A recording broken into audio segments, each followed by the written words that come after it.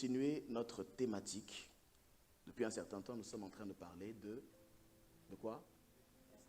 De l'impact et de la sagesse du temps.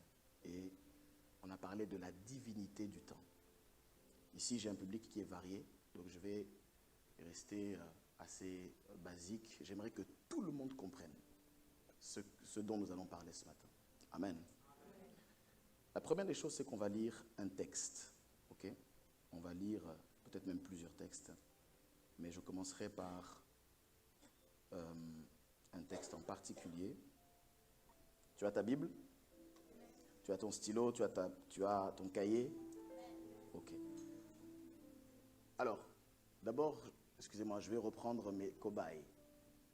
Mes cobayes, s'il vous plaît, revenez. Pendant que tu prépares tes affaires, revenez mes cobayes, revenez. Voilà. Oui. Ça, c'est cadeau, ça, c'est pour vous. Vous savez, il y a des églises, vous êtes là, vous restez debout, du début à la fin. J'ai quand même un peu pitié de vous. Ok, soyons prêts. Fais comme ça avec moi, si tu es prêt. Si tu es prêt pour la parole.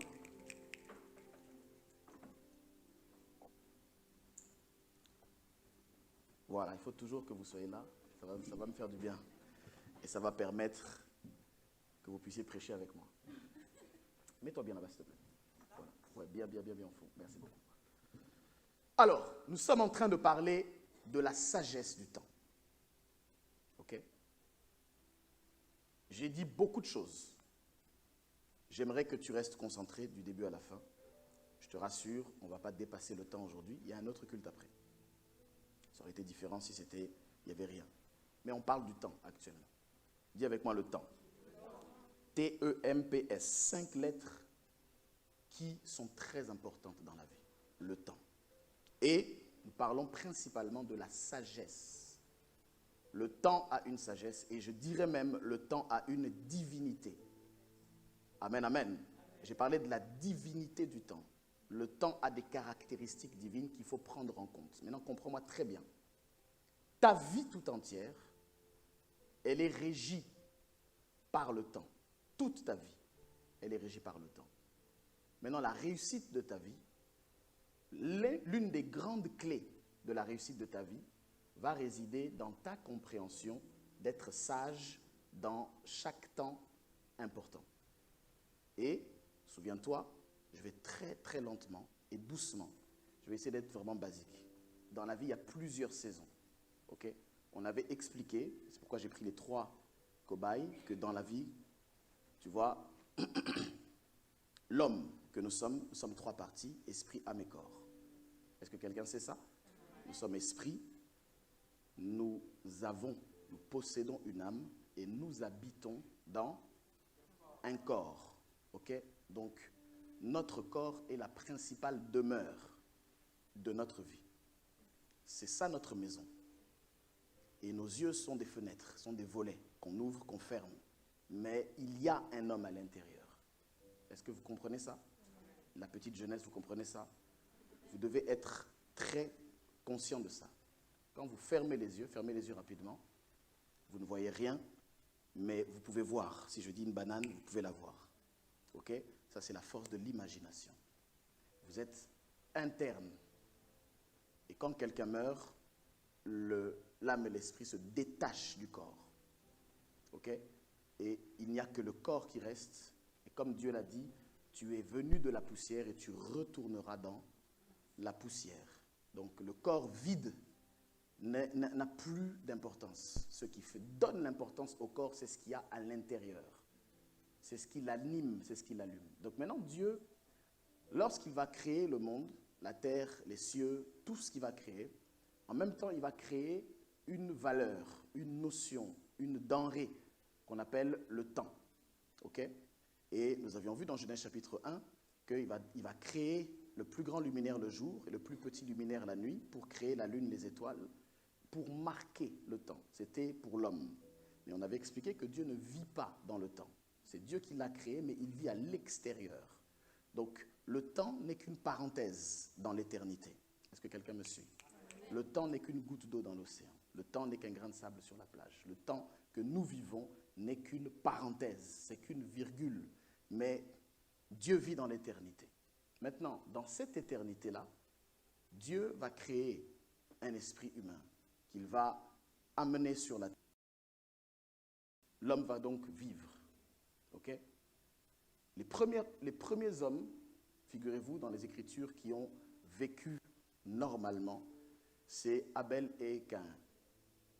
Adam et Ève étaient adultes, déjà. Ils étaient déjà faits. Mais Abel et Caïn sont nés. Adam et Ève ne sont pas nés. Donc, ils sont rentrés sur la terre. C'est là maintenant qu'on parle de la première étape de la vie, qu'on appelle la saison, ou l'étape, excusez-moi, du matin, ok, qui est là, l'étape du matin de la vie. La personne se lève, le soleil se lève. Il se lève, il continue à se lever jusqu'à ce qu'il atteigne ce qu'on appelle la saison du midi, où le soleil est à son zénith. Okay?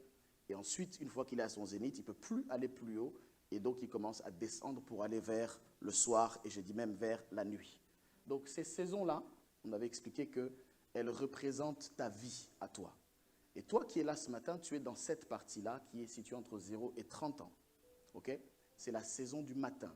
C'est là où tu es, c'est là où tu te trouves. Et dans cette saison, on a expliqué, dans ce temps-là de saison du matin, il y a aussi d'autres cycles. Tu vois, entre 0 et 30 ans, on a dit que tu vas expérimenter plusieurs étés, plusieurs printemps, plusieurs hivers, plusieurs automnes. Et ça va revenir à chaque fois. Donc, tu vois, ça revient, jusqu'à ce que tu atteignes 30 ans. C'est une horloge qui s'arrête, une autre qui commence. Et on a dit que cette saison-là, c'est la saison du midi, ici, et là, tu es entre 30 et 50 ans environ. Okay? Toi, tu n'es pas encore là, normalement, ce matin. Okay? Et après ça, c'est la saison du soir, de la nuit. Donc, toi, tu es là. Et on a expliqué que dans la vie, la capacité à réussir dépend de ta capacité à comprendre déjà où est-ce que tu es et à faire adopter les comportements qui correspondent à ta saison. Est-ce que tu comprends? Donc, tu es dans la saison que la Bible appelle aussi la petite enfance. Vous êtes des petits enfants, selon les Écritures, excusez-moi du terme. Il est écrit petits enfants. Vous avez été pardonnés, vous êtes des petits enfants. Après, c'est l'époque de la jeunesse ou de l'âge adulte, et après, c'est l'époque de la vieillesse. Ok? Donc, vous êtes ici. Maintenant, qu'est-ce qu'il faut faire ici? Qu'est-ce qu'il ne faut pas louper ici? Ou qu'est-ce que si on ne fait pas ici, ça sera très compliqué de faire ça là-bas? Et encore plus compliqué de faire ça dans l'autre saison. Qu'est-ce qui est important à prendre en compte ici? Et c'est là où je suis en train de vous dire que vous devez être sage. Quand j'ai dit, dis à ton voisin, sois sage, c'est pour qu'il prenne conscience que la sagesse, c'est la capacité à prendre le temps d'observer, prendre le temps d'écouter et de gagner du temps pour ne pas se retrouver en retard. Amen. Amen, amen. Donc tu es là, ici. La semaine dernière, on a pris le temps d'expliquer les différentes définitions du temps. OK? Aujourd'hui, on va voir quelles sont les caractéristiques de cette saison. On va parler de ta saison. On parlera aussi des autres parce qu'elles sont importantes aussi à prendre en compte. Mais on va parler de là, d'abord. Tu es là, toi.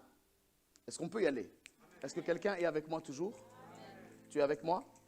OK. Regarde ce qui est écrit avec moi dans Ecclésiaste, chapitre 12, s'il te plaît. Ecclésiaste, chapitre 12, verset 1er. Ecclésiaste, chapitre 12, verset 1er. On va lire ça. On peut y aller?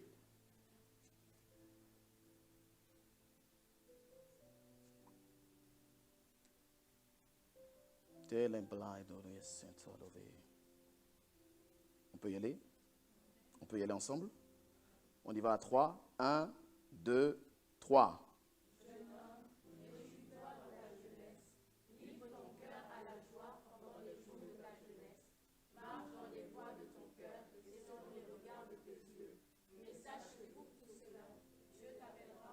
Mais sache que pour tout cela, Dieu t'appellera en jugement.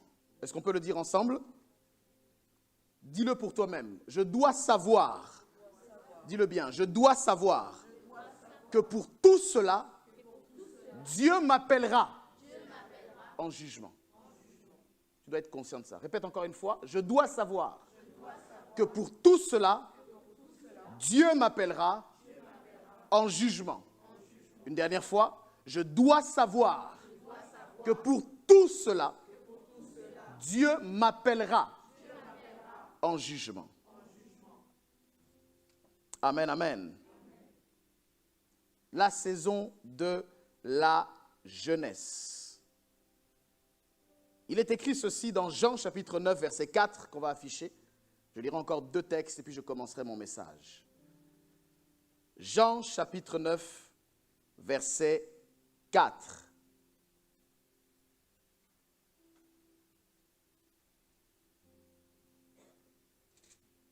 Puis on reviendra sur Ecclésiaste 12. On y va? C'est Jésus qui parle, il dit quoi? 1, 2, 3.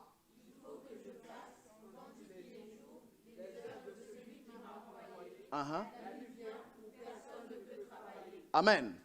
Il faut que je fasse, écoutez très bien s'il vous plaît, tandis qu'il est jour, les œuvres de celui qui m'a envoyé. Pourquoi? Parce que la nuit vient où personne ne peut travailler. On reprend Ecclésiaste 12. Et cette fois-ci, tu vas écouter. Tu ne vas pas lire. Au verset 1er. Jeune homme, écoute-moi. Ferme les yeux s'il te plaît, écoute. Jeune homme, jeune femme, réjouis-toi dans ta jeunesse. Livre ton cœur à la joie pendant les jours de ta jeunesse. Marche dans les voies de ton cœur et selon le regard de tes yeux. Mais sache que pour tout cela, Dieu t'appellera en jugement. La suite. Écoute. Bannis de ton cœur le chagrin et éloigne le mal de ton corps, car la jeunesse et l'aurore sont vanité. Continuons. Mais souviens-toi de ton Créateur pendant les jours de ta jeunesse, avant que les jours mauvais arrivent et que les années s'approchent où tu diras, ferme les yeux s'il te plaît, je n'y prends point de plaisir. Continuons. Avant que s'obscurcissent le soleil et la lumière, la lune et les étoiles, et que les nuages reviennent après la pluie. Continuons. Le temps où les gardiens de la maison tremblent, où les hommes forts se courbent, où celles qui moulent s'arrêtent parce qu'elles sont diminuées, où ceux qui regardent par les fenêtres sont obscurcis, où les 2 battants de la porte se ferment sur la rue quand s'abaisse le bruit de la meule, où l'on se lève au chant de l'oiseau, où s'affaiblissent toutes les filles du champ, où l'on redoute ce qui est élevé, où l'on a des terreurs en chemin, où l'amandier fleurit, où la sauterelle devient pesante et où la capre n'a plus d'effet, car l'homme s'en va vers sa demeure éternelle et les pleureurs parcourent les rues. Avant que le cordon d'argent se détache, que le vase d'or se brise, que le seau se rompe sur la source et que la roue se casse sur la citerne. Avant que la poussière retourne à la terre comme elle y était et que l'esprit retourne à Dieu qui l'a donné. Est-ce qu'on peut acclamer la parole de Dieu? Amen.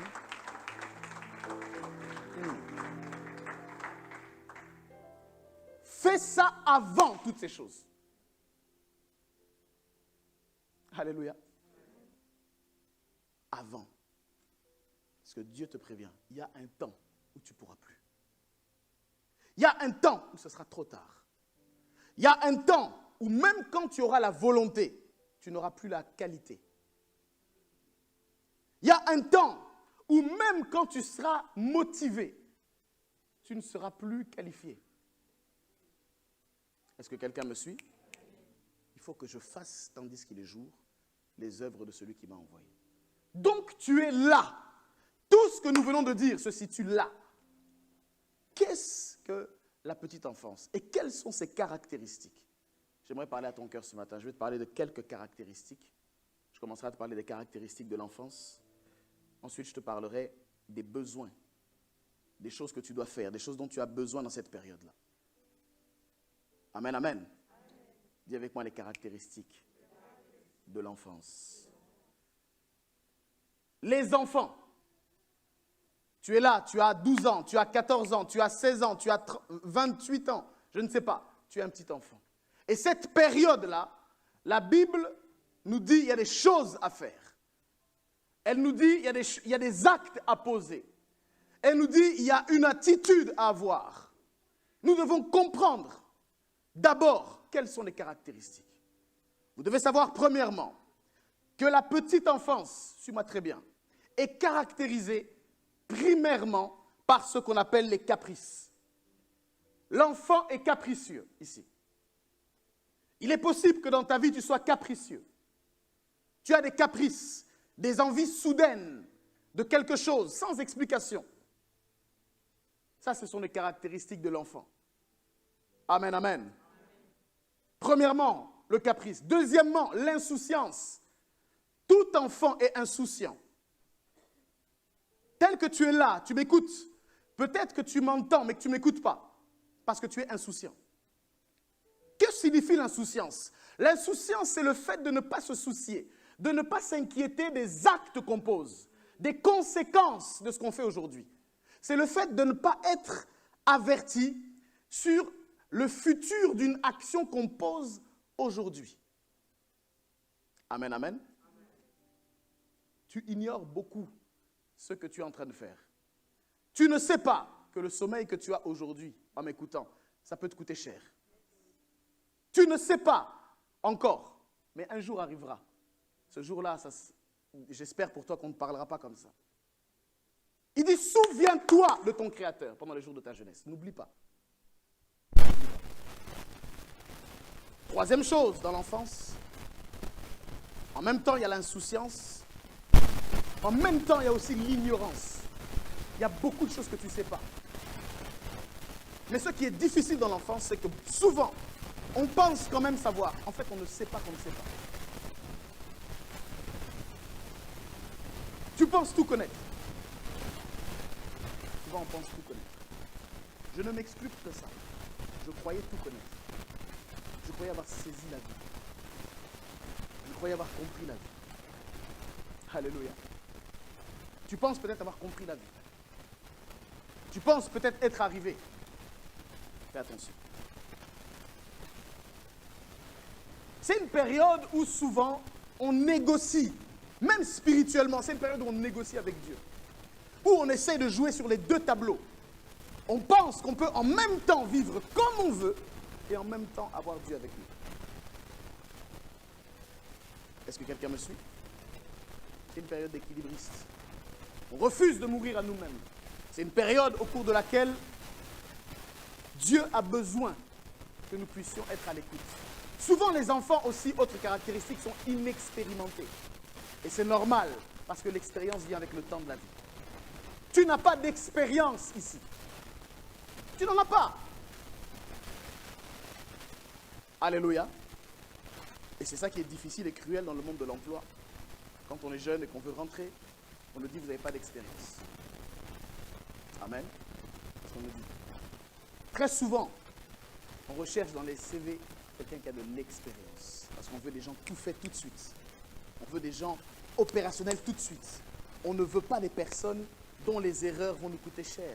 Autre caractéristique, les jeunes font des erreurs. Les enfants font beaucoup d'erreurs. Vous êtes dans une saison où vous êtes exposé à l'erreur. Ouvrez les yeux. Soyez conscients de ce que je vous dis. Vous êtes exposé à l'erreur ici. Vous allez commettre des erreurs, mais le problème des erreurs, c'est qu'elles n'ont pas toutes le même poids. Il y a des erreurs qu'on appelle des erreurs de jeunesse qui coûtent toute la vie. Tu ne peux pas rattraper. Il y a des erreurs que tu peux rectifier, arranger, atténuer. Oui, mais il y a des erreurs qui vont te poursuivre. Il y a des boulets que tu traînes aujourd'hui parce que tu as posé un acte, parce que tu as pris une décision. Alléluia. Souvent, les enfants sont émotionnels et naïfs. La naïveté, c'est le fait de faire confiance sans tenir compte de tous les paramètres et tous les risques. C'est d'imaginer que le monde est tout beau, tout rose. Être naïf. Dans tes relations, tu es naïf. Des fois, dans les risques que tu prends, tu es naïf. Tu imagines que la vie ressemble à un jeu vidéo. Tu crois que tu peux mourir et revivre après. Tu peux prendre des risques et puis revivre comme dans Mario. Non! Là, c'est la vraie vie. Là, c'est la vie réelle. Et nous sommes tellement ancrés dans la vie virtuelle, au travers des réseaux, au travers des jeux vidéo, qu'on pense qu'on peut recommencer. On ne va pas tout recommencer. Tout ne peut pas être recommencé. Les enfants, écoutez-moi très bien, vous qui êtes là, ici, vous devez savoir, ce n'est pas mal vous parler, mais c'est la vérité. Vous devez savoir que quand vous êtes là, vos parents vous aiment. Ok? Ils vous aiment. Mais sachez-le, de manière très concrète, en enlevant les sentiments, l'amour, vous êtes des charges.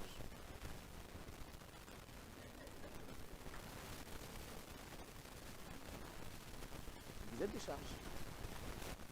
Essayez un peu de vous asseoir et réfléchir, à vous asseoir en vous-même, hein, je ne parle pas assis physiquement.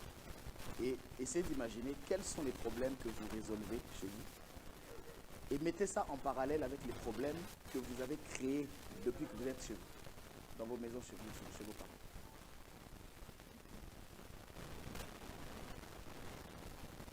Vous créez des problèmes. Vous n'apportez pas de solution. Et ça, bien aimé, ici à Souffle de Vie, je vous dis, je vous avertis, que ce soit les jeunes, même les plus jeunes, faites attention. Il y a des choses qu'on ne va pas tolérer ici. On ne demande pas ici que vous soyez premier de la classe, que vous soyez parfait.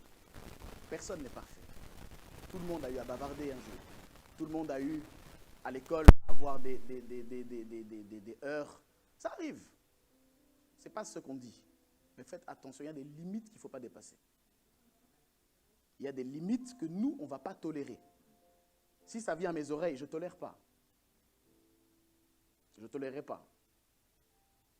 Et avec l'autorisation de vos parents, s'il faudra prendre la manière forte, j'utiliserai la manière forte. Maintenant, tu te poses la question, c'est quoi la manière forte? Continue de te poser la question, mais n'arrive jamais à la réponse. Tu sais, on a été éduqués d'une manière sauvage. Excusez-moi du terme, ce n'est pas pour mal parler, non. On a été éduqués d'une manière sauvage. Quand on faisait certaines bêtises, les gens qui nous éduquaient ne réfléchissaient pas. Ils ne réfléchissaient pas au fait qu'on était des enfants.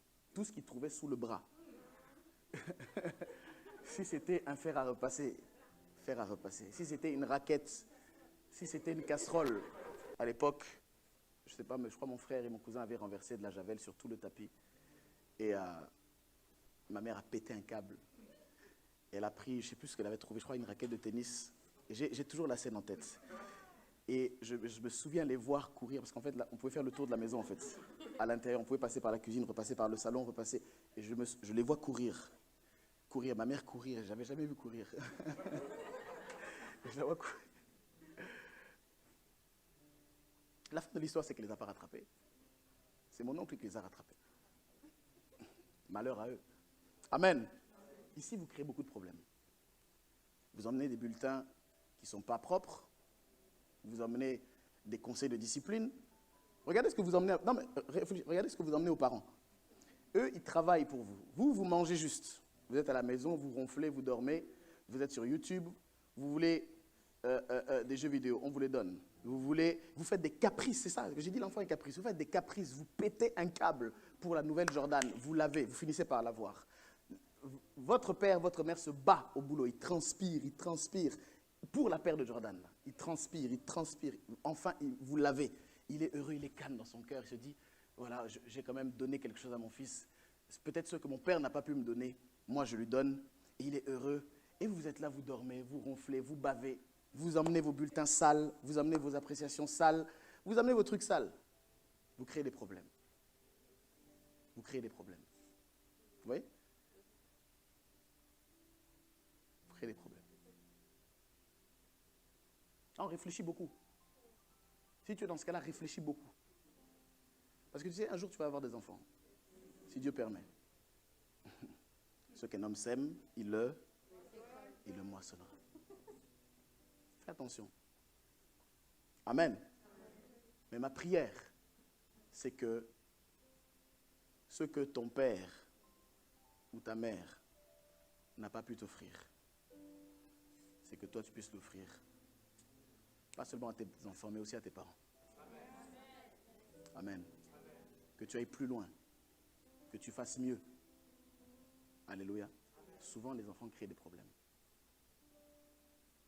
Les enfants, les petits-enfants ici, vous n'avez pas beaucoup aussi le sens des priorités.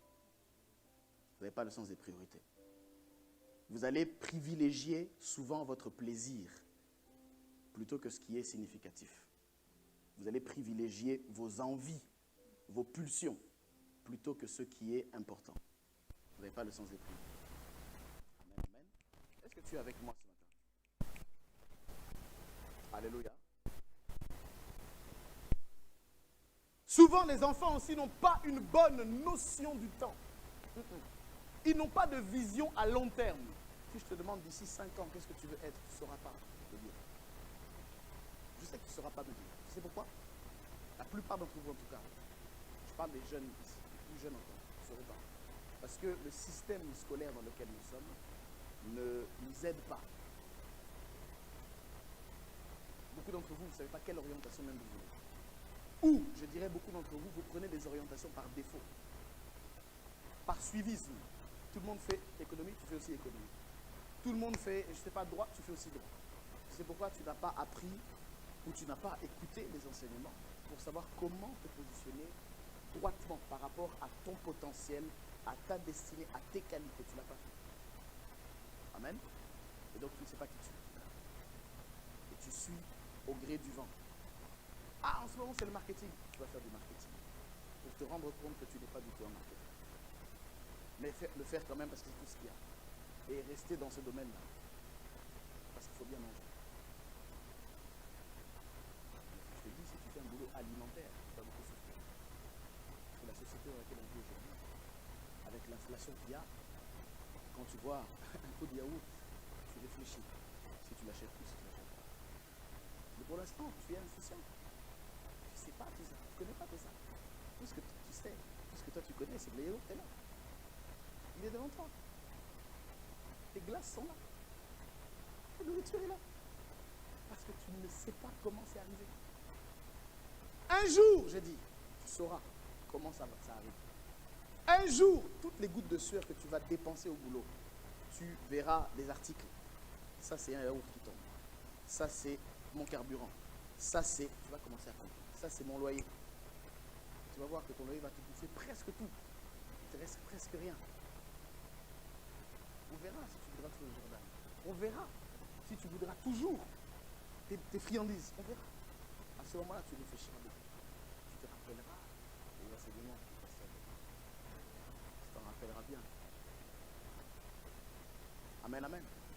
Dis avec moi, je dois être sage.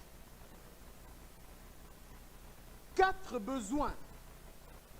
4 besoins dont un enfant a besoin. Tu as besoin de 4 choses ici. Ok? 4 choses. Première chose dont tu as besoin ou un enfant a besoin d'abord de la protection. Dis avec moi la protection.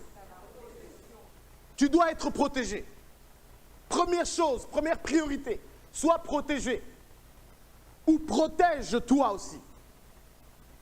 Protéger, c'est quoi? C'est mettre quelqu'un à l'abri d'une agression, à l'abri d'un danger, à l'abri d'une attaque.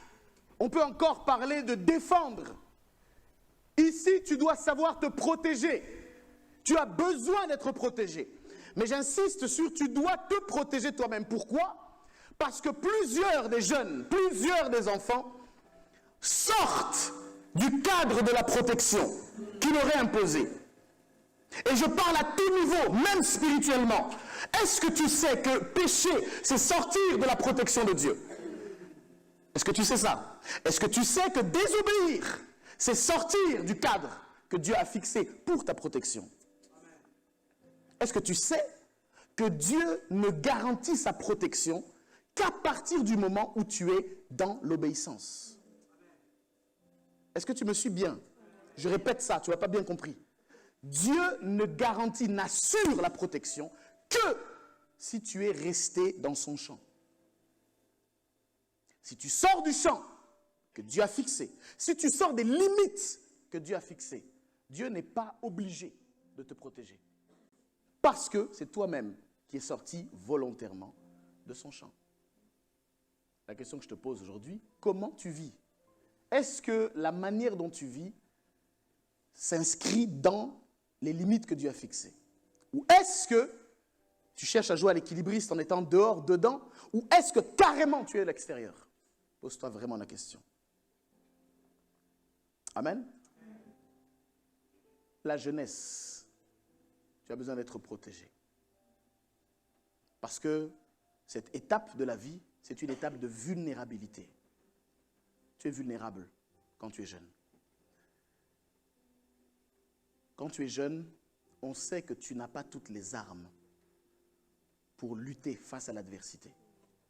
Et tu as besoin de quelqu'un de plus fort pour te protéger. Tu as besoin de quelqu'un de plus grand pour mettre une barrière. Est-ce que quelqu'un me suit ici? J'aimerais te parler des dangers, justement, de la jeunesse. Les dangers les plus fréquents auxquels sont exposés les jeunes, auxquels vous êtes exposés aujourd'hui. Il y a des dangers. Je parlerai d'abord du premier danger,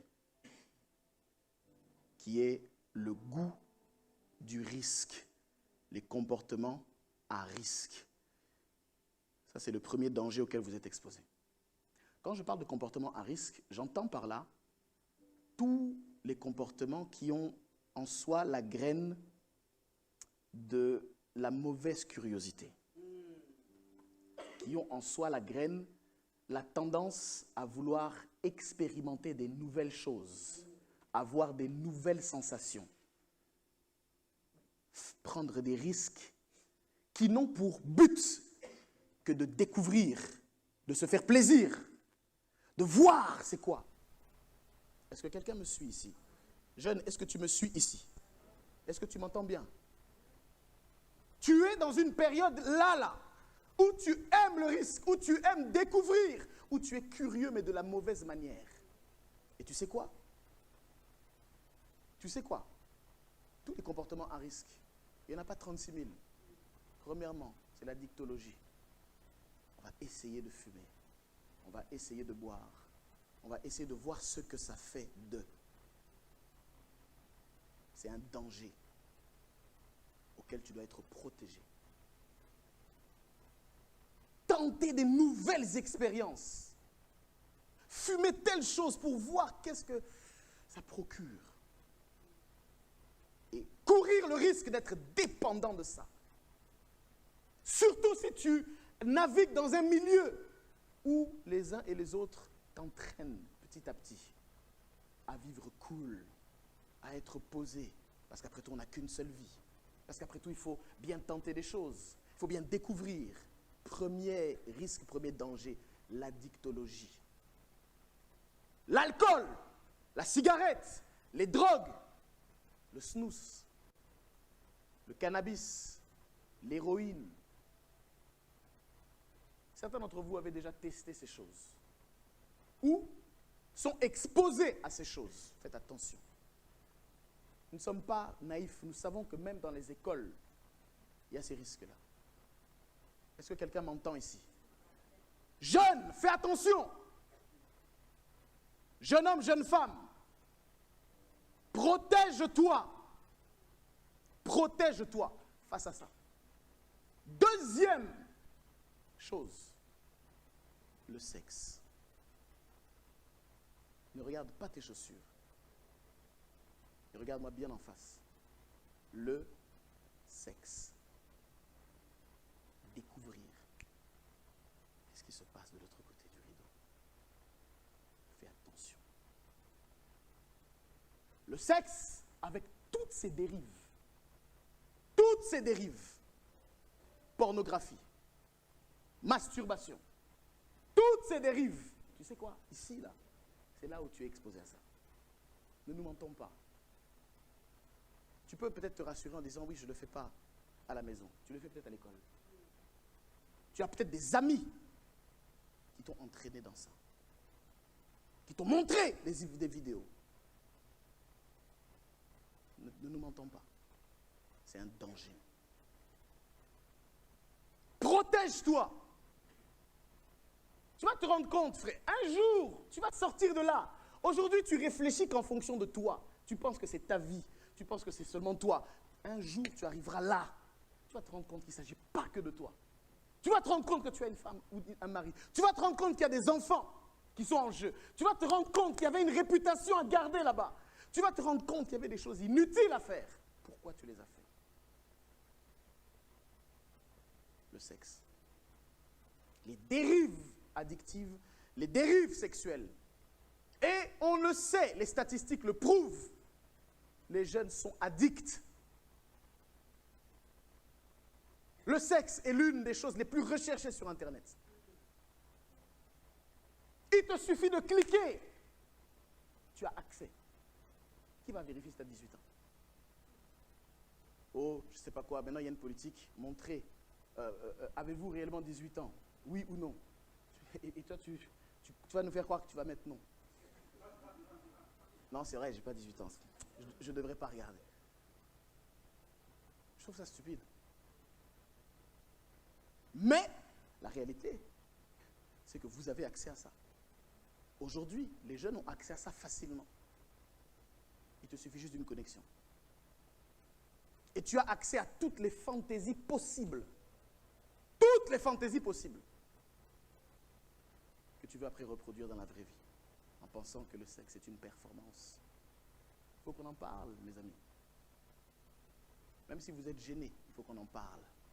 Je bénis Dieu pour lundi. Il y a eu, qui était là à l'intervention de la professionnelle de santé? Lève bien la main. Chantal Oundaoui, tu étais là? C'était quand? Ah, jeudi, excusez-moi, c'était jeudi. Le témoignage, vous savez que je vais vous dire quelque chose. Elle est passée, je parlais avec mes filles, et je lui ai posé la question, est-ce que vous avez appris quelque chose? Il y a une de mes filles qui m'a dit, peut-être 80 à 90%, je ne savais pas de tout ce dont on a parlé. Non, c'est vrai. Elle m'a dit 80 à 90%. La première fois, j'étais ignorante. Elle m'a fait rire, elle m'a dit, je crois que je dois consulter. Amen. Je vous dis, hein, vous croyez savoir, je vous dis, vous croyez savoir, les gens croient savoir. Je vais même aller plus loin. Même les mères, même les mamans, beaucoup ne savent pas. Moi, je sais de ce dont elle parle. C'est pour ça qu'on fait ça. C'est parce qu'on sait que si on ne le fait pas à l'église, ou si je ne vous dis pas ça à l'église, vous allez vous renseigner dans les magazines, vous allez vous renseigner dans les séries que vous regardez sur Netflix, et c'est ces séries qui vont vous enseigner et vous montrer que finalement, ce n'est pas si grave que ça. Et que vous pouvez faire comme vous voulez. Et que finalement, vous avez le droit d'expérimenter, que ça fait partie de la jeunesse, que c'est votre époque, et qu'il faut vivre avec son temps. Voilà ce que Netflix va vous dire. Et vous dites Amen à Netflix. Vous acceptez ce qu'il vous montre. On vous force aujourd'hui à tout accepter. Tout. Mariage pour tous, je ne sais pas quoi. On vous force à tout, à dire oui à tout, sans broncher. Moindre réflexion, vous êtes taxé d'homophobe. Je dis, la dernière fois, on est dans une société où on ne peut plus rien dire. Il ne faut plus parler, en fait. Parce que si vous dites A, tous ceux qui pensent B vont vous indexer. Si vous dites B, tous ceux qui pensent A vont vous indexer. Vous ne ferez jamais l'unanimité. Et on va vous traîner dans la boue, on va vous traîner dans la boue, on va vous traîner dans la boue. Pour quelque chose que vous n'avez pas dit. Des fois, c'est dur, vous savez, d'être un homme public. Si vous ne faites rien, ah, il ne fait rien, il ne bouge pas, il n'agit pas, quand vous faites quelque chose. Mais pourquoi il agit? Il agit trop dur. Vous ne savez plus quoi faire. On ne peut plus rien dire, on ne peut plus rien faire. Regardez le pauvre président Macron. Je ne suis pas pour, je ne suis pas contre, ce n'est pas là le débat. Mais regardez, s'il ne fait rien, on dit il fait rien. S'il fait quelque chose, on dit... Qu'est-ce qu'il doit faire alors? Qu'est-ce qu'il doit faire? Faites attention, bien-aimés. Jeunes gens, est-ce que vous m'entendez? Jeunes gens, est-ce que vous m'entendez? Le risque, premier danger. Deuxième danger, la surconsommation. La surconsommation. C'est-à-dire consommer de manière excessive pour combler un besoin. Un besoin insatisfait. Pourquoi? Parce qu'aujourd'hui, on crée des besoins qui n'existent pas. Des fois, tu es là, tu pleures pour un iPhone 14. Tu n'en as pas besoin, tu as déjà 11. Et il marche. Et foncièrement, il est le même quelque part. Mais il te le faut absolument. Tu es prêt à claquer un salaire, frère. Ah 1500, tu tapes ça. Et tu es soulagé. Tu es soulagé. Ça y est, tu l'as. Je n'ai pas dit que c'est mauvais d'en avoir un. J'ai dit, on est dans une société de surconsommation, où on vous pousse, achète. Acheter, tu n'achètes pas. Tu n'es pas à la page, mon gars. Achète-le. Tout, les pubs, achète ça. Achète-moi, tout. On te demande seulement de m'acheter. Sprite veut que tu l'achètes. Coca, il veut que tu l'achètes. Fanta dit non, c'est moi le meilleur. Moi, je t'apporte du cool. Tu vois, je t'apporte de la vibes. Oasis te dit, mais non, moi, je suis sans bulle. Tu vois, je suis sain. On sait très bien qu'il n'est pas sain. Mais tous, ils vont chercher, achète-moi, suis-moi, veuille-moi, possède-moi. Comment on faisait avant, nous qui n'avons pas de téléphone? Hein? Comment on faisait? Jusqu'à 13, 14 ans, je n'avais pas de téléphone. Je me pose la question, comment on fait? Toi, tu connais le téléphone? Et tu me dis, je n'ai pas connu le téléphone. Mon premier, c'était à 14 ans, c'était un Itinéris, il avait cette taille-là. Je le rangeais pas dans ma poche, dans ma sacoche. Puis quand il vibrait,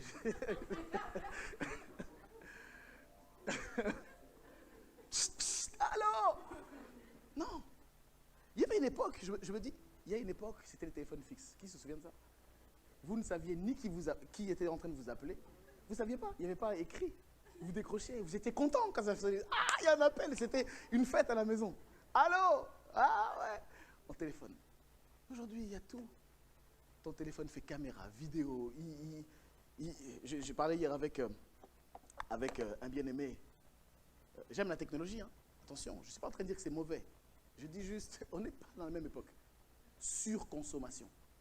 Vous avez tout sur le téléphone.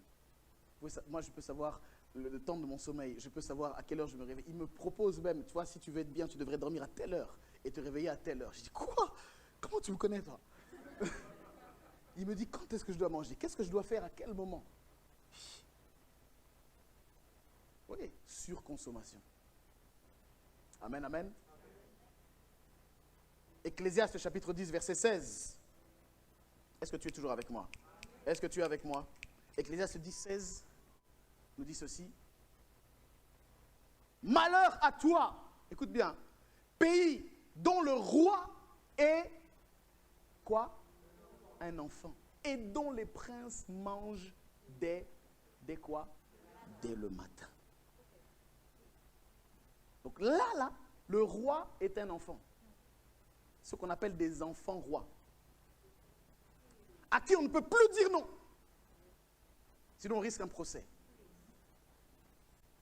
N'imaginez même pas si on doit les punir, les corriger. On ne peut pas. Il faut manger dès le matin. Vous voulez manger le fruit des choses qui n'appartiennent pas à votre âge. Vous êtes ici, vous avez entre 0 et 30 ans. Vous n'êtes pas marié, vous voulez déjà dormir avec un gars, dormir avec une femme. Vous voulez être là, ventilateur. Vous voulez croquer les fruits de la vie. Ce n'est pas le temps. Le fruit n'est pas mûr. Vous allez souffrir du ventre. Malheur à toi, dont les princes mangent dès le matin. Malheur. Attention à la surconsommation. Et il dit après, continuons. Heureux toi, pays dont le roi est de race illustre, et dont, regarde bien, les princes mangent au temps convenable pour soutenir leur force et non pour se livrer à la boisson. Ici, le problème, ce n'est pas de manger. Ici, le problème, c'est manger au temps convenable. Il y a des fruits de la vie que tu ne dois pas manger ici. C'est trop tôt. C'est la surconsommation. C'est l'illusion de la vie. Fais attention. Mange au temps convenable. Et mange dans le bon but pour soutenir tes forces. Pas pour te livrer à la boisson. Pas pour t'enivrer. Pas pour surconsommer. Alléluia. Troisième danger. On en a parlé un peu. C'est les dangers d'Internet aujourd'hui. Les dangers d'Internet. Vous n'avez peut-être jamais été exposé à ça. Mais Internet a des dangers. Aujourd'hui, on parle beaucoup du cyberharcèlement. Beaucoup d'entre nous, nous rêvons d'être des stars des réseaux sociaux. avoir des followers, avoir du suivi. Écoutez-moi, si vous n'êtes pas prêt à subir le poids, ne croyez pas que tout le monde dira toujours amen à ce que vous dites. Ne pensez pas que tout le monde sera toujours content de ce que vous faites. Même quand vous faites des choses bien, il y aura toujours des gens pour critiquer les choses bien que vous voulez faire. Et si vous n'êtes psychologiquement pas préparé à faire face à la critique, faire face aux mauvaises choses, vous allez être détruit. Vous allez rentrer dans des dépressions. Pour d'autres, ça ne sera pas notre cas ici, je le crois au nom de Jésus. Mais il y en a qui rentrent même dans les suicides. Vous avez déjà entendu ça, non? Se suicident carrément. Pourquoi? Parce qu'il y a des contradicteurs, parce qu'il y a des choses qui se passent, parce qu'il y a des noms, parce qu'il y a des volte-face sur Internet, il y a des critiques, il y a des insultes, il y a du harcèlement. Être suivi, ça nécessite aussi d'être préparé. Alléluia. Fais attention. Des fois, tu n'es pas prêt au succès. Des fois, tu n'es pas prêt à être exposé. Tu crois que tu l'es, mais tu ne l'es pas. Amen, amen. Les contenus inappropriés, j'en ai parlé.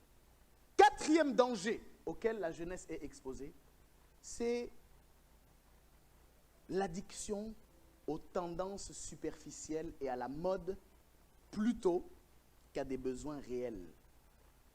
Je répète, l'addiction aux tendances, à la mode. Quand je parle de mode, je ne parle pas forcément des vêtements ici. Je parle de tout effet de mode.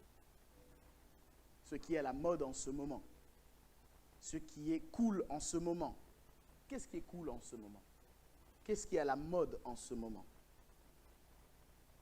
Ça, c'est un danger aussi de la jeunesse. Être des suiveurs de mouvements. Écoutez-moi, les jeunes, faites attention à tout effet de mode. Ne soyez pas tout le temps en train de suivre ce que tout le monde fait. Ce que tout le monde fait n'est pas forcément vrai. Ce que tout le monde fait n'est pas forcément bon. Jeunesse, soyez sages.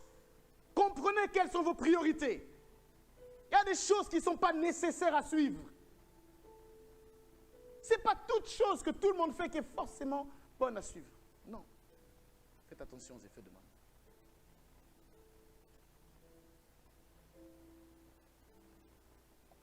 Les effets de mode.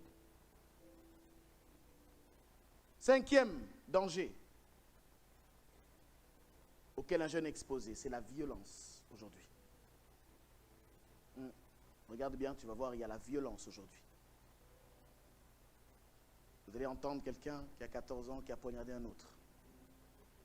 Vous allez entendre un jeune de 13 ans qui a été tué lors d'une bagarre. Les bandes, les clans, sorties d'école, rixes, barres de fer, points américains, drogue, trafic, argent facile. Faites très attention.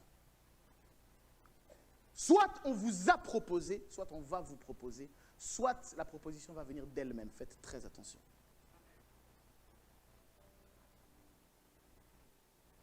Tous ceux qui commencent dans ce domaine-là finissent mal. Un à un. Et l'insouciance de ce problème, c'est que ceux qui sont dedans croient qu'ils vont être l'exception et qu'eux, ils vont s'en sortir. Un rappeur a chanté, c'est 4 murs ou 4 planches. C'est toi qui choisis. Fais attention. C'est la mort ou la prison qui t'attendra. Amen. Ça, c'est les dangers auxquels sont exposés la jeunesse. On a dit la première chose dont un jeune a besoin, c'est la protection. Et on a parlé des dangers. Là, la deuxième chose dont un enfant a besoin, c'est l'instruction. Dis avec moi l'instruction. Être instruit, dis avec moi l'instruction. Est-ce que tu es toujours avec moi? Écoute-moi, tu dois être instruit. C'est quoi l'instruction? C'est le processus d'enseignement, c'est le processus d'apprentissage qui te permet de travailler les connaissances que tu as. Amen. C'est le guide qui t'explique comment faire quelque chose, comment vivre, comment gagner ta vie, comment gagner du temps sur toi, comment gagner de l'argent sainement, comment investir.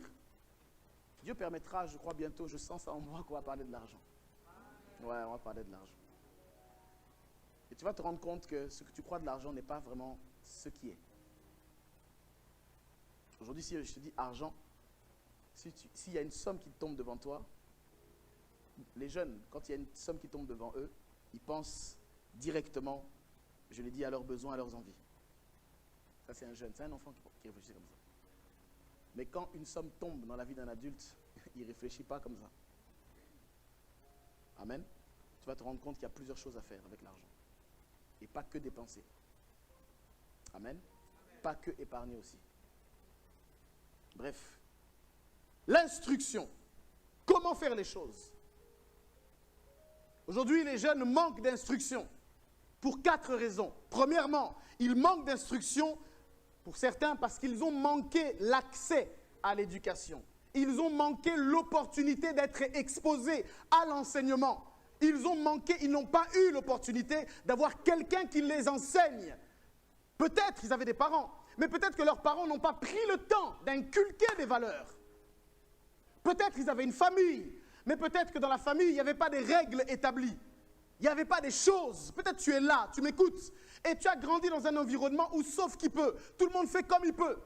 Tout le monde se débrouille. Mais laisse-moi te dire, jeune homme, jeune femme, la vie n'est pas comme ça. Si tu as grandi dans un environnement comme celui-ci, ce n'est pas ta faute. Par contre, ce sera ta faute si tu veux rester à vivre avec cette mentalité-là. Oui. On ne choisit pas comment on est, on ne choisit pas comment on grandit, mais on choisit comment on veut vivre à la suite. C'est pourquoi je dis, sois sage et écoute ce que je te dis. C'est une opportunité pour toi, peut-être la seule de ta vie, d'être exposé à l'enseignement. Peut-être que tu n'en auras nulle part ailleurs. Parce que laisse-moi te dire que si la maison ne le fait pas, l'école le fait encore moins. Par ailleurs, l'école, ce n'est pas l'endroit où tu dois être éduqué. L'éducation commence normalement à la maison et l'école t'enseigne les maths, le français, l'anglais et toutes les autres matières. Mais ce n'est pas l'école qui est censée prendre le rôle parental pour t'éduquer sur la vie. Maintenant, il y a une chose qui te reste, c'est l'église. Si tu n'as pas bénéficié de ça à la maison, l'église est là. Sois sage.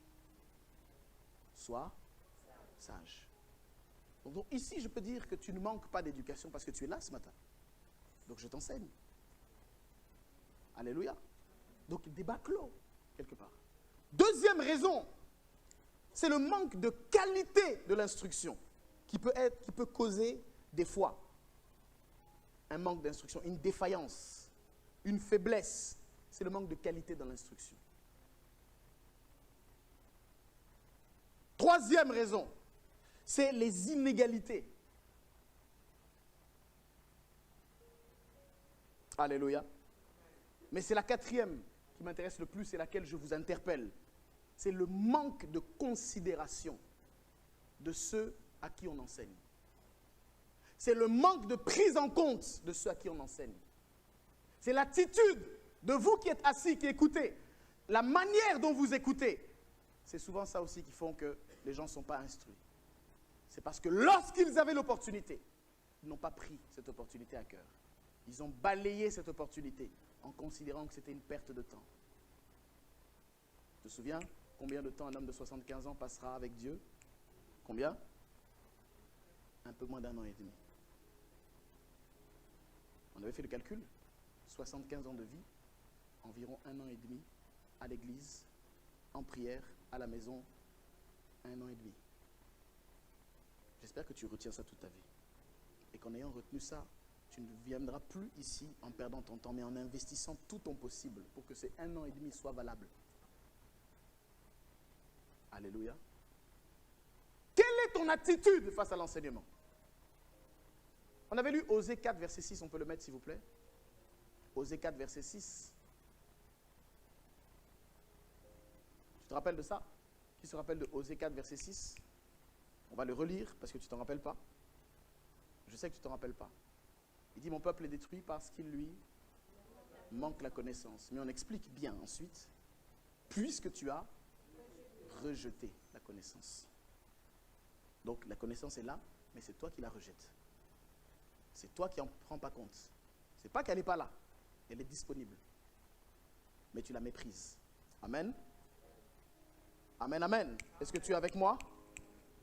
Troisième besoin, premier besoin, la protection. Deuxième besoin, l'instruction. Troisième besoin que tu as dans cette période, écoute-moi très bien, c'est la correction. Tu as besoin d'être corrigé. Est-ce que quelqu'un m'entend? Est-ce qu'il y a un jeune qui m'entend? S'il y a un jeune qui m'entend, dis amen bien. Amen. Tu as besoin d'être corrigé ici. Corrigé. Dis avec moi la correction. Là, il faut que tu sois corrigé. Qu'est-ce que corriger? C'est tout simplement faire disparaître l'erreur. Faire ramener quelqu'un à la règle. Ramener quelqu'un à l'usage correct d'une chose. C'est ramener quelqu'un. C'est rectifier les fautes, soit qui ont été commises, ou soit qui sont à même d'être commises. Dis avec moi la correction. Écoute-moi très bien. On a bientôt fini, calme-toi. Sois là, sois droit. Sois droit. Je n'ai pas de temps à perdre avec toi, s'il te plaît. Sois droit. Tu vois, je te corrige. Je te corrige. Sois droit. Écoute, la correction. Dans la correction, il y a aussi l'aspect du châtiment, quelque part. Du jugement. Ramener quelqu'un. Pourquoi? Parce que tu es parti. Il y a des gens qui semblent être irrécupérables. Tu ne peux plus les récupérer. Fais très attention de ne pas franchir cette ligne rouge-là. Parce que dans la vie, quand tu franchis cette ligne, sache-le, si les parents n'ont pas eu l'opportunité de le faire, si même l'église où tu es, tu n'écoutes toujours pas, tôt ou tard, c'est la justice qui va te rattraper. Je te le dis. C'est la justice qui va te rattraper. Ou la vie elle-même te jugera. Écoute-moi très bien. Toutes les personnes que tu vois dans les prisons, c'est des gens qui ont franchi cette ligne. Qui n'ont pas, soit qui n'ont pas été exposés à la correction, soit qui n'ont pas embrassé la correction. Est-ce que tu me suis? Elles sont en prison. Je n'ai pas dit tout à 100%. Il y a des innocents qui sont emprisonnés, tout ça. Je ne parle pas de ça. Je parle de la majorité des cas. Quand tu es emprisonné, c'est une manière de te corriger de toute la correction que tu n'as pas réussi à avoir avant. La société tranche. Écoute-moi très bien. Toutes les personnes que tu verras, parce que tu n'iras pas là-bas au nom de Jésus, mais toutes les personnes qui sont en enfer, qui brûleront pour l'éternité, sache-le, c'est des gens qui n'ont pas été corrigés. Ou qui ont été corrigés, mais qui n'ont pas suivi, qui n'ont pas embrassé la correction comme un don, mais qui ont pris ça comme un affront, qui ont pris ça comme une confrontation. Et malheureusement, aujourd'hui, la jeunesse, les jeunes, je dis ça avec tristesse, vous aussi, vous êtes compliqués des fois. Vous n'acceptez pas la correction. Vous prenez la correction comme un jugement. Vous prenez la correction comme une humiliation. Non! Préfère être humilié dans la correction plutôt que d'être orgueilleux pour finir plus tard dans une zone où plus personne ne pourra te corriger. Parce qu'on t'aura déjà jugé. Est-ce que quelqu'un me suit? Dis avec moi la correction. Corrige et accepte d'être corrigé. Accepte que quelqu'un te corrige. Accepte d'avoir une autorité sur toi qui te remet sur le droit chemin. Écoute cette sagesse de la vie que mon père m'a donnée un jour. Il m'a dit, il y a 3 personnes que tu ne dois jamais manquer dans ta vie. 3 personnes, 3 styles de personnes, ou 3 profils. Ça peut être la même personne qui fait les 3 choses. Mais il faut au moins qu'il y ait ces 3 choses si tu veux vivre normalement. Numéro 1, c'est une personne qui te dit la vérité en face. Est-ce que quelqu'un m'entend? Ne manque jamais quelqu'un, peu importe qui tu es, même si tu es le président, même si tu es un apôtre, même si je suis pasteur d'une église, ne manque jamais quelqu'un qui te dit en face la vérité, sans avoir peur de te blesser, de te contrarier.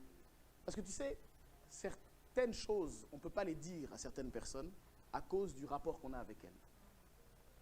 Tu vois, il y a certains honneurs et certains respects qui ne nous permettent pas, si on est sage, d'aller voir quelqu'un et puis de lui dire une vérité. Ça pourrait être mal pris, ça pourrait être décalé. Mais ne manque jamais d'avoir quelqu'un qui peut te dire la vérité, peu importe qui tu es. Peu importe l'influence que tu as, même si tu es milliardaire, même si tu as des followers. Il n'y a rien de pire dans la vie que d'être entouré des gens qui ne disent que du bien, que ce que tu veux entendre. Et malheureusement, il y a des personnes comme ça qui n'acceptent aucune vérité. En fait, tu lui dis la vérité, il te barre. Il y a des gens comme ça. Tu lui dis une vérité, il t'écarte. Il n'aime pas la vérité. Écoute, une des prières que tu dois faire dans ta jeunesse, Seigneur, apprends-moi à aimer la vérité. Ne manque jamais d'une personne qui te dise la vérité. Je répète, la vérité, c'est dans cette zone-là que tu dois la bâtir. Quand tu n'as pas appris à être un homme vrai, à être une femme vraie, quand tu manipules ici, là, tu cherches toujours à manipuler, mentir, réinventer, remixer les versions. Mais non, ce n'était pas ça. En fait, c'est que, machin, truc, tu es compliqué. Quand tu n'es pas droit, sache-le, la vie va te gifler à un moment donné. Elle t'attend quelque part. Elle va te gifler. Et ce que tu as fait, on va te le faire. Je te le dis la vérité. Je prie que quelqu'un comprenne ça maintenant. Qu'ils n'attendent pas demain d'être giflés pour dire « Ah, l'enseignement du pasteur Doré. » Ne manque jamais de quelqu'un qui dise la vérité. Deuxième chose, deuxième profil, ne manque jamais de quelqu'un qui peut te crier dessus, t'engueuler. Sans tenir compte aussi de ton titre.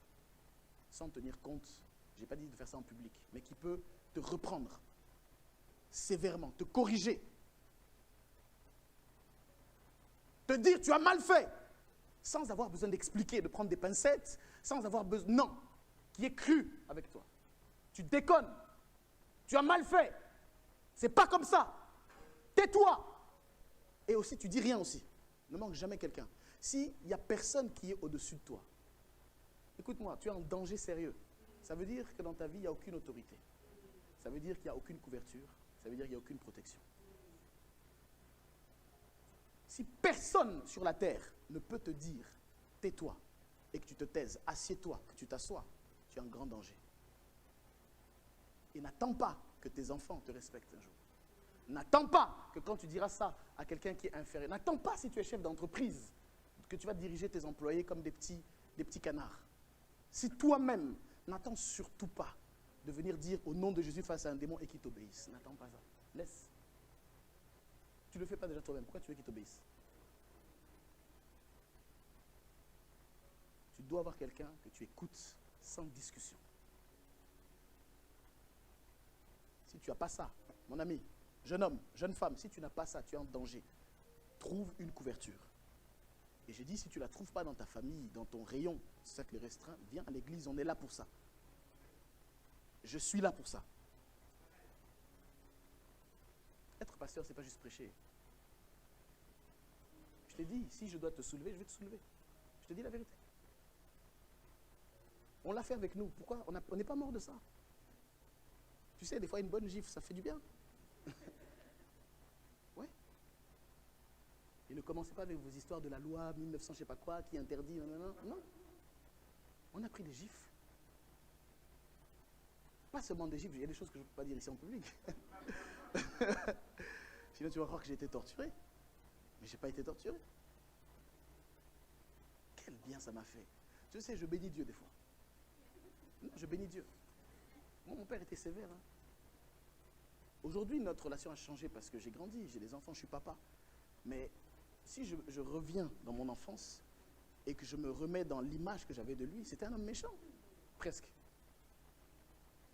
C'était une terreur des fois. Il était sévère. Sévère. Peut-être avec les autres, il n'était pas comme ça. Mais avec nous, là, moi, je sais qu'il était sévère. Je sais qu'on a grandi dans un environnement, les punitions qu'on avait. Des fois pour rien. Enfin, la punition ne correspondait pas, la sentence ne correspond pas à la bêtise. Tu fais un truc qu'un enfant fait, on te punit d'une manière, on dirait que tu as fait un crime. On a fait des trucs. C'est vrai que des fois, ils abusaient quand même. Ah, c'est vrai, des fois, ils abusaient. C'est vrai qu'ils ont exagéré des fois.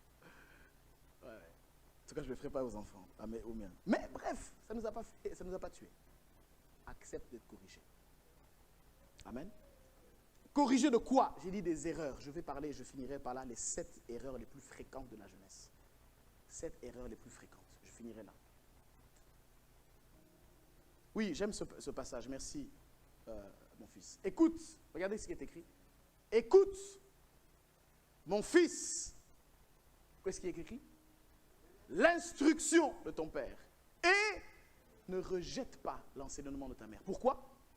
Parce qu'elles sont pour toi une couronne de grâce pour ta tête et une parure pour ton cou. Amen. N'épargne pas la correction. Remets-moi ce verset-là. N'épargne pas la correction à l'enfant.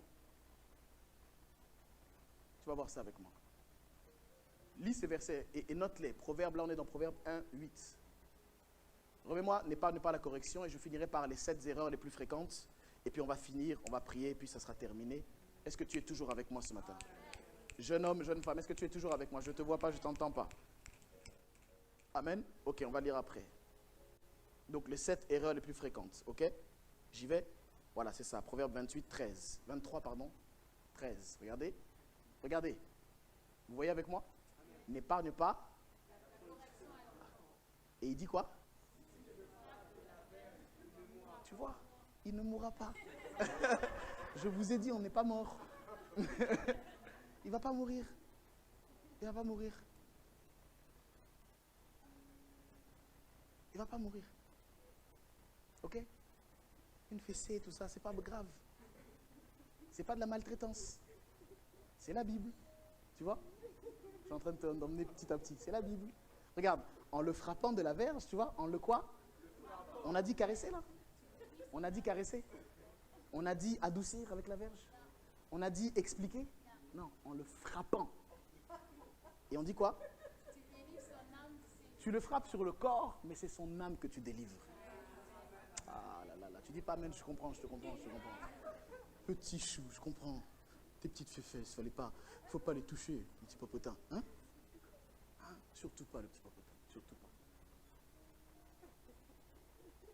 Non mais vous êtes ultra sensibles. Aujourd'hui en 2023, ils sont ultra sensibles les jeunes. Il ne faut pas toucher.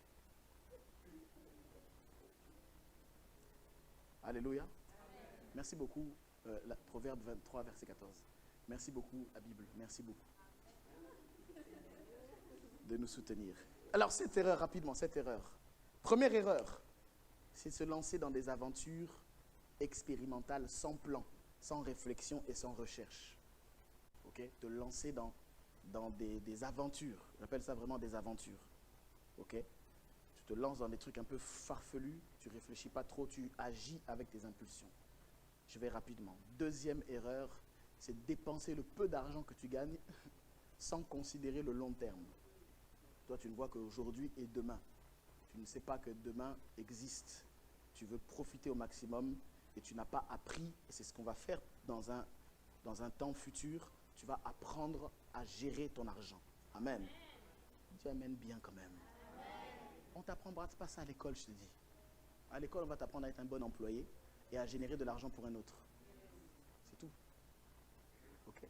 Donc sois content quand on va t'apprendre ça selon la Bible, selon Dieu.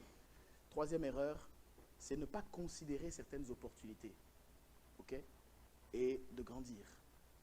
C'est ça, troisième erreur. Tu ne considères pas les opportunités que tu as. Tu vois, par exemple, jeudi, comme j'ai dit, il y a eu cette journée-là. Peut-être toi, c'était férié, tu étais peut-être en train de faire autre chose qui n'était pas forcément utile. Au lieu d'être là, d'apprendre, d'entendre que, en fait, on est comme, je t'ai dit, 80-90%. Les femmes ne savent pas. Elles ne savent pas. Mais tu préfères faire autre chose. C'est ton droit.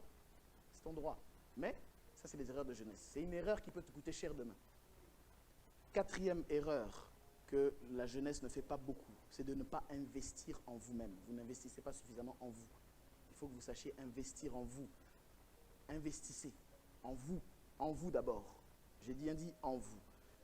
5e erreur, je cours, c'est de ne pas prendre soin de votre santé spirituelle, de ne pas prendre soin de votre santé mentale et de tout mettre dans le make-up, dans les front laces, dans le vernis, tout ça, c'est bien. Mais vous mettez tout sur l'apparence, sur le paraître plutôt que sur le être. Amen. C'est ça l'erreur de la jeunesse, c'est ça le truc de la jeunesse. Vous passez beaucoup de temps devant le miroir, mais vous ne passez pas beaucoup de temps à l'intérieur de vous-même. C'est ça une grande erreur que vous faites. Et un jour, vous allez vous rendre compte que le make-up finit. Un jour, vous allez vous rendre compte que votre beauté n'est pas éternelle et vous aurez regretté de ne pas avoir investi en vous. Ok?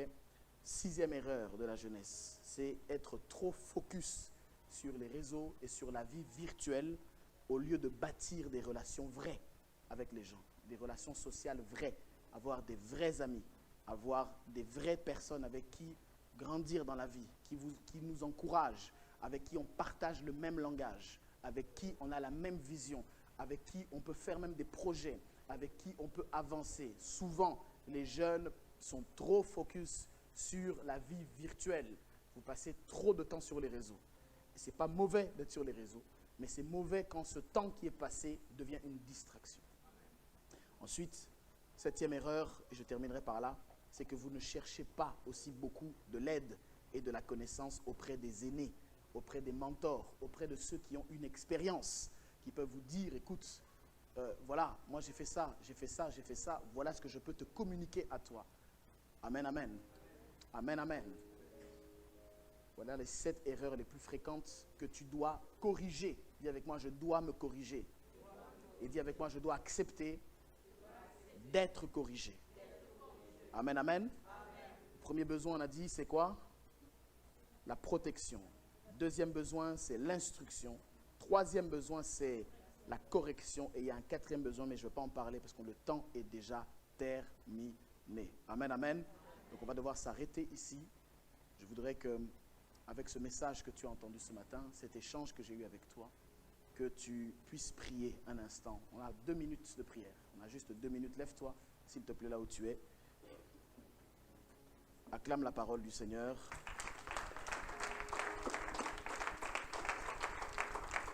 Et tu as 1 minute, plutôt 1 minute, tu vas prier là où tu es. Tu vas lui dire, Seigneur, j'ai entendu ta parole, j'ai entendu ton message, j'ai entendu le son de ta voix ce matin. J'ai entendu les caractéristiques, je me suis retrouvé dans certaines, mais j'aimerais que tu m'accordes la sagesse du temps. Je veux vivre selon la sagesse du temps. Accorde-moi de vivre selon la sagesse. Que je ne gaspille pas ma vie. Je suis conscient qu'il y a des choses qu'il faut que je fasse maintenant. Je ne pourrai pas les faire après. Il y a des valeurs, il y a des principes qu'il faut que j'assoie dans mon cœur. J'assois ça dans ma vie. Seigneur, j'ai des besoins actuels. J'ai besoin d'être protégé. J'ai besoin d'être instruit. J'ai besoin d'être corrigé. Ce matin, j'ai entendu ta parole. Et j'ai besoin de ces choses-là. Accorde à ma vie. Accorde à mon cœur. Accorde à mon esprit. Accorde à mon âme de vivre selon toi. Seigneur, donne-moi cela. Au nom de Jésus-Christ de Nazareth. J'ai ainsi prié, Père. Seigneur, je te remets cette jeunesse entre tes mains. Ce premier culte et tous ceux qui y ont participé. Le temps nous fait défaut. Puisque nous sommes en train de parler, nous voulons le respecter. Et en même temps, Seigneur, je voudrais que toute la parole qui a été libérée ce matin, dans cet échange, puisse bénir une vie, puisse bénir la vie d'un jeune, puisse faire gagner du temps, puisse accélérer le processus de croissance d'un jeune, et puisse l'amener, Seigneur, à aller là où nous ne sommes pas allés, à réussir là où nous n'avons pas encore réussi, puisse l'amener, ce jeune homme, cette jeune femme, à privilégier ce qui est important, plutôt que de privilégier ce qui fait le plaisir. Je te bénis, Seigneur, pour chacun d'entre eux qui rentreront respectivement chez eux. Garde leur pas, précède-les lorsqu'ils rentreront à la maison. Et que rentrer à la maison ou les faire sortir de ce temple ne fasse pas sortir la parole en eux. Qu'ils la conservent tout au long de cette semaine, à partir d'aujourd'hui, jusqu'à la semaine prochaine. Qu'ils ne soient pas des auditeurs oublieux. Nous savons que les enfants oublient vite. Seigneur, qu'ils n'oublient pas vite. Que ces paroles-là, que cette instruction qui leur est donnée par cette autorité spirituelle que tu m'as donnée, Seigneur, leur permettent d'aller plus haut, leur permettent d'aller plus loin. Je prie également pour tout ce à quoi ils peuvent faire face. Seigneur, c'est toi qui peux protéger mieux que personne. Les parents peuvent protéger, mais les parents peuvent être affaiblis. Les parents peuvent être vigilants, mais les parents peuvent aussi s'endormir. Les parents peuvent donner des instructions, mais les parents ne sont pas à l'école avec leurs enfants. Ils ne sont pas au lycée avec leurs enfants. Ils ne sont pas au collège avec leurs enfants. Seigneur, là où les parents ne peuvent rien faire, là, Seigneur, nous demandons que tu interviennes. Là où les parents ne peuvent pas dire non, nous demandons que ton esprit leur dise non. À cause du fait qu'ils soient exposés à la parole, à cause du fait qu'ils soient exposés aux Écritures. Je demande, Seigneur, que ta grâce les accompagne pour la réussite, le succès de leur vie. Au nom de Jésus, nous avons ainsi prié. Nous disons 3 fois Amen, Amen, Amen. Acclame très fort le Seigneur.